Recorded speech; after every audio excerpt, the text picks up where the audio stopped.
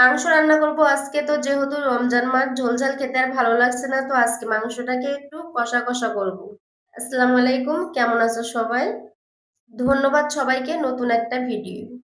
তো এখানে পরিমাণ মতো সব দেওয়া হয়ে গেলে মাংসটাকে দিয়ে দিলাম এবার।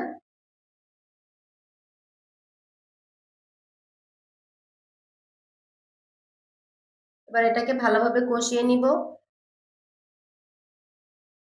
অন্যদিকে আমি ফুলকপি ভাজছিলাম। এই যে ফুলকপিটাও আজকে ভাজা ভাজা করব, কোনো কিছু আজকে ঝোলঝাল রান্না করব না। তো মাংস ঢাকা দিয়ে কষাচ্ছিলাম।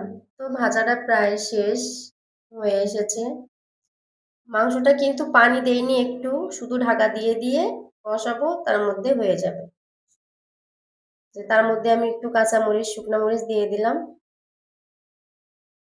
যে হয়ে গেছে প্রায়। তেল তেল ভাব কিন্তু চলে এসেছে, এটা সম্পূর্ণ হয়ে গেছে এখন।